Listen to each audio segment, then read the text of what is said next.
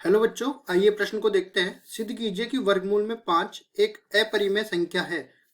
प्रश्न को हल करने से पहले इसकी मुख्य अवधारणा के बारे में चर्चा कर लेते हैं। तो देखिए, यहाँ पे हम लोग देखते हैं मुख्य अवधारणा।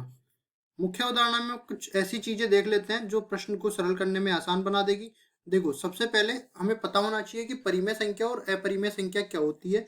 देखो, जब भी हमें सिद्ध करना होता है तो कोई भी अपरिमेय संख्या को हम विरोधाभास के जो है संदर्भ से हल करते हैं। सबसे पहले हमें पता होना चाहिए परिमेय संख्या क्या होती है। तो परिमेय संख्या के लिए बहुत ही आसान सी परिभाषा है इसके लिए। देखिए, परिमेय संख्या को हम लोग p बटा q के रूप में मतलब भिन्न रूप में प्रदर्शित करते हैं, जहाँ पे p और q दोनों ही पूर्णांक होने चाहिए, लेकिन q का मान कभी भी 0 के बराबर नहीं होना चाहिए। अगर ये पूर्णांक नहीं मिल रहे हैं ना, तो हम लोग कहेंगे कि ये परिमेय संख्या नहीं है। इसके अलावा देखो, अपरिमेय संख्या के लिए वैसे तो अब यहाँ पे इसको सिद्ध करना है, लेकिन बता देता हूँ अपरिमेय संख्या होती क्या है।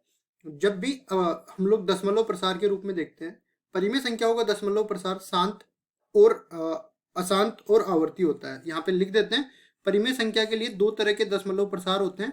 पहला, अपने पास शांत दशमलव प्रसार होता है, और दूसरा इसके लिए होता है अशांत और आवर्ती।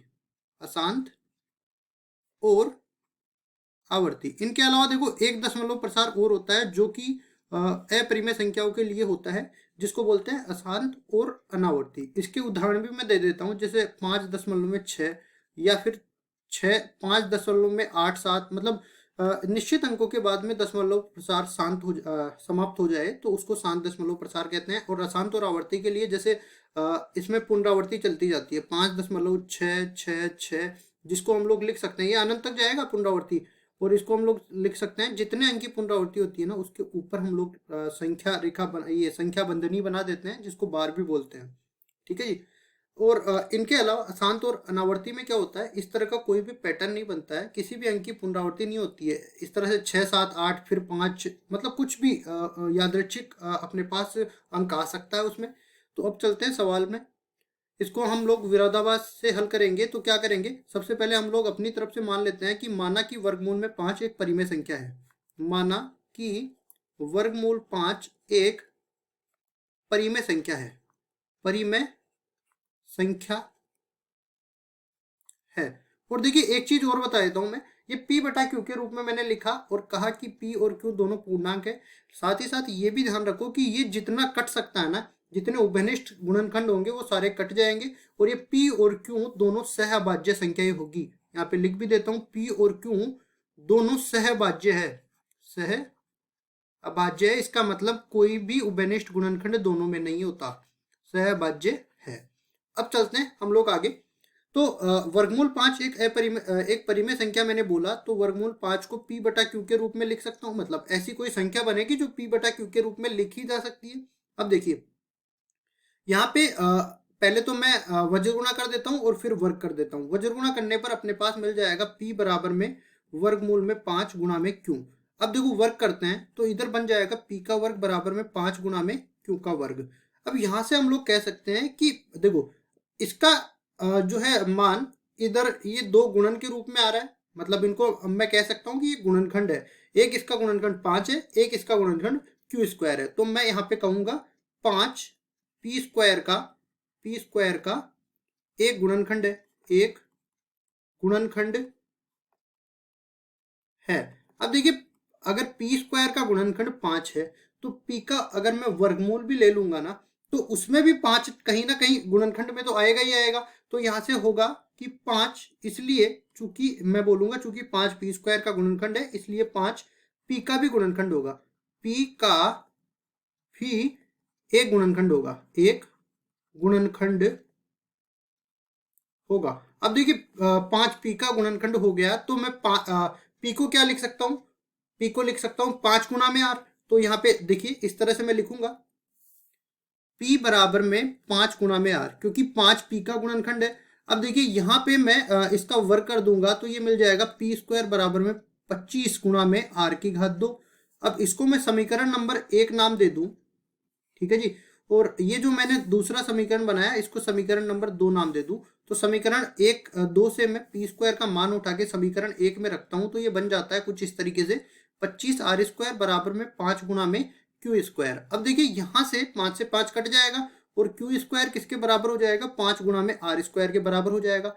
अब इसको मैं समीकरण नंबर 3 नाम दे देता हूं। जैसे मैंने समीकरण 1 के लिए कहा कि 5 पी स्क्वायर का एक गुणनखंड है, वैसा ही यहाँ पे समीकरण 3 में बन गया। तो यहाँ पे कहूंगा चूंकि 5 जो है क्यू स्क्वायर का एक गुणनखंड है, क्यू स्क्वायर का एक गुणनखंड है, और इसलिए 5 क्यू का भी एक गुणनखंड होगा, क्यू का भी एक गुणनखंड होगा। और यहाँ पे देखो, अगर क्यू का एक गुणनखंड हो गया तो पहले मैंने क्या बोला, 5 पी का गुणनखंड है, और यहाँ पे मैंने बोल दिया 5 क्यू का एक गुणनखंड है। तो देखिए अभी मैं यहाँ क्या क्या बोल सकता हूँ, 5 दोनों का गुणनखंड हो गया, तो मैं बोलूंगा इसलिए 5 जो है पी व क्यू का उभयनिष्ठ गुणनखंड है, क्योंकि दोनों का गुणनखंड है, उभयनिष्ठ गुणनखंड है। अब देखिए मैंने तो कहा था पी और क्यू सहभाज्य संख्याएं होनी चाहिए परिमेय संख्या के लिए, मतलब कोई भी उनमें उभयनिष्ठ गुणनखंड नहीं होना चाहिए, लेकिन यहाँ पे तो मेरा 5 जो है दोनों का गुणनखंड मिल गया, इसलिए यहाँ पे तो विरोधाभास उत्पन्न हो गया। इसलिए क्योंकि यहाँ पी व क्यू सहभाज्य संख्या थी, सहअभाज्य संख्या थी, तो यहां हमें एक विरोधाभास मिलता है, क्योंकि पहले तो हमने माना कि सहभाज्य संख्या थी और फिर हमें जो है एक गुणनखंड मिल गया 5, ठीक है, विरोधाभास प्राप्त होता है। और ये विरोधाभास किस लिए प्राप्त हुआ, ये विरोधाभास इसलिए प्राप्त हुआ क्योंकि वर्गमूल 5 को मैंने एक परिमेय संख्या मान ली थी, इसलिए हमारा यह मानना गलत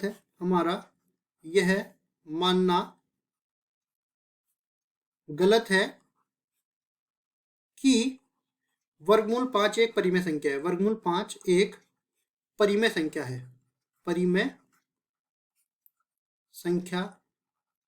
है। अब देखिए ये मानना तो गलत हो गया कि परिमेय संख्या है। अब अपने पास वास्तविक संख्या दो ही तरह की होती है, एक परिमेय संख्या और दूसरी अपरिमेय संख्या। अगर वर्गमूल 5 परिमेय संख्या नहीं है तो इसको अपरिमेय संख्या होना ही पड़ेगा, इसलिए वर्गमूल 5 विरोधाभास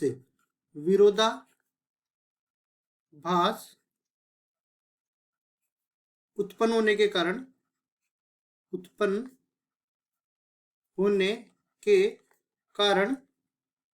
अपरिमेय संख्या होगी।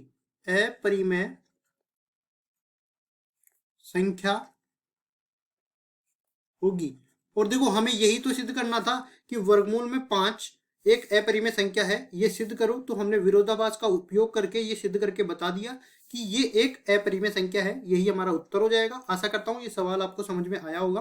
धन्यवाद।